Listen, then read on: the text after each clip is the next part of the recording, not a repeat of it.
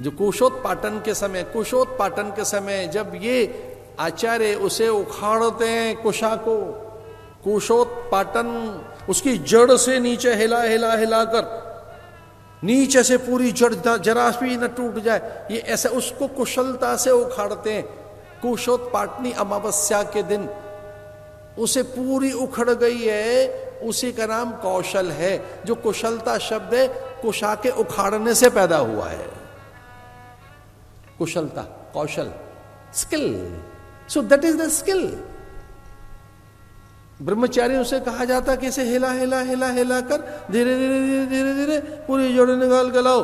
कुशा की अमावस्या के दिन और पूरे वर्ष पर्यंत उसे संभाल के रखा जाता था, ग्रहण काल के लिए, सूतक काल के लिए, पातक काल के लिए, किसी अन्य प्रयोग के लिए उसी के आसन पर बैठते थे। आणविक विकिरण नहीं होगा और जो आपके देह से कांति और किरणें निकल रही हैं, यौगिक रश्मियां, तो बिखर नहीं जाएंगी बाहर, वो आप में ही समाहित रहेंगी।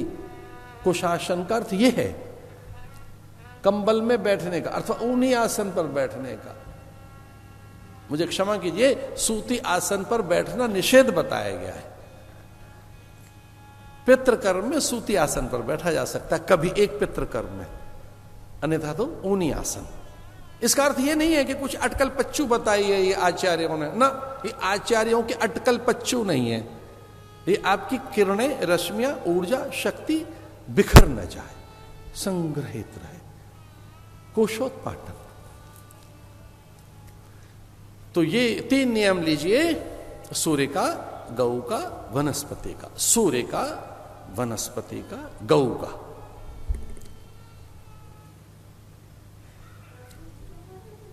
नदी को पार करने के लिए एक हिरणी ऐसे छलांग लगाकर, कुलांच मारकर पार करना ही चाहती थी। गर्भिणी एक हिरणी सिंह की दहाड़ सुनकर व्याकुल हुई। एक गर्भवती हिरणी, बस गर्भ तैयार है, प्रसूति का है और गर्भ यानी प्रसव पूरा पक चुका है। अब बस वो बालक को जन्म देने ही वाली थी कि बस बालक अब पैदा होने ही वाला है। प्रसव की परिपक्वता, उस प्रसव की परिपक्वता में कि गर्भ पक गया और अब हिरणी बालक को जन्म देने ही वाली है कि इतने में ही सिंह की दाढ़ सुनी। हिरणी ने प्राणों की रक्षा के लिए नदी में छलांग लगाई, नदी पार करने के लिए। तो नदी तो पार कर गई, लेकिन छलांग में ही बालक का जन्म हो गया। वो प्रसव पका हुआ था, परिपक्व गर्भवती वो, तो बस बालक इधर वो छलांग लगा रही है और उस अवस्था में उसकी कोख से उस, देखिए बालक का जन्म हो रहा है और नदी में गिर पड़ा बालक। वो छलांग लगाकर उस तरफ गई और व्याकुलता में अपने प्राण भी उसने त्याग दिए कि मेरे बालक का क्या हुआ। जो मैंने अभी बालक जन्मा था वो तो बेचारी भयभीत हुई हिरणी कि मेरा बालक तो नदी में डूब जाएगा, मेरे बालक के प्राण चले जाएंगे। इस व्याकुलता में उसके भी प्राण चले गए, हिरणी की मृत्यु हो गई और ये बालक नदी में गिरा। जन्म होते ही नदी में गिरा ये बालक, हिरण बाल, मृग बाल। नदी के किनारे बैठे महात्मा भरत ने, इस राजा भरत ने जो उपासना कर रहा था, छलांग लगाकर नदी में बालक के प्राणों को बचाया, चूम लिया, अंक में भर लिया बालक को। हिरणी का बालक मृग बाल वो और चिपक गया। हित अनहित पशु पक्षी जाना, पशु पंछी परिंदे स्वान कपोत कागा कोकिल मृग छोटी चिड़िया सब जानते हैं कि आप उनका अहित नहीं करेंगे। सब जिन्हें बेअकल कहते हैं ऐसे बंदर भी जानते हैं, मैं जब उनके झुंड में घुस जाऊं तो कुछ मुझे नहीं कहते, वो तो जानते हैं जिन्हें हम बेअकल कहते हैं।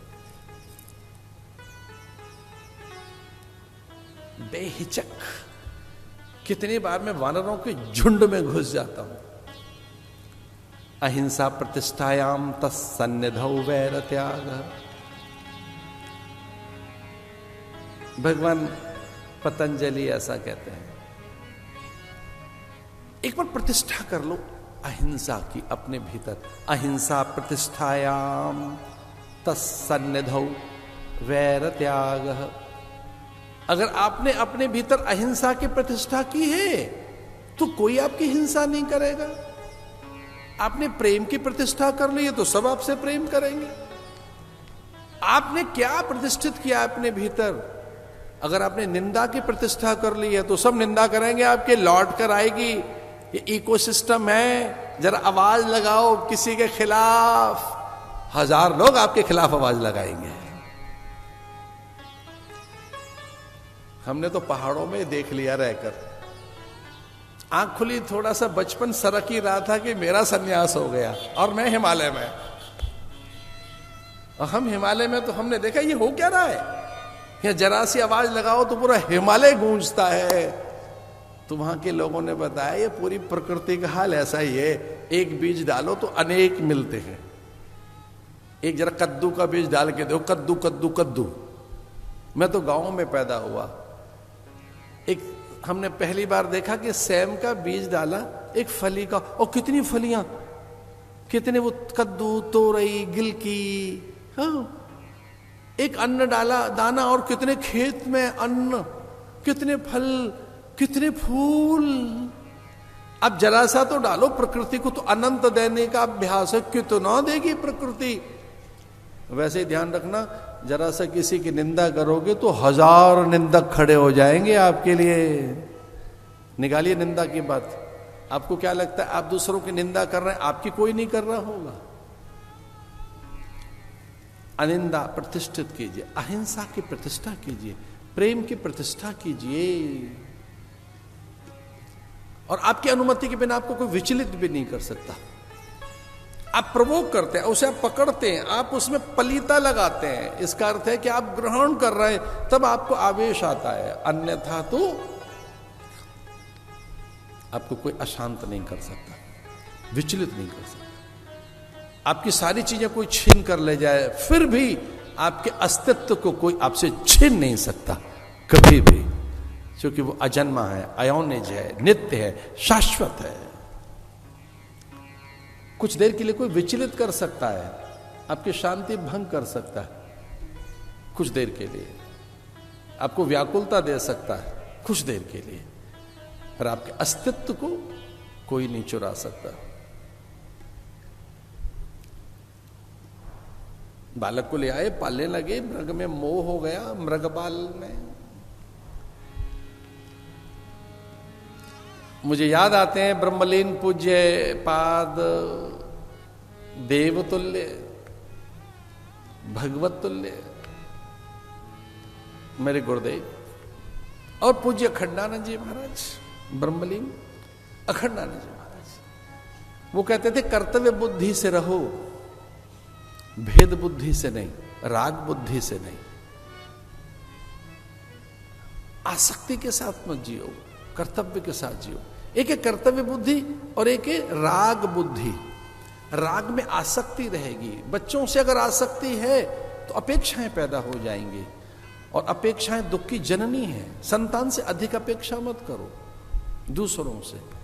अगर दुखी हैं हम तो अपेक्षाओं के कारण हैं, अन्य से अपेक्षाएं अधिक है। विशेषकर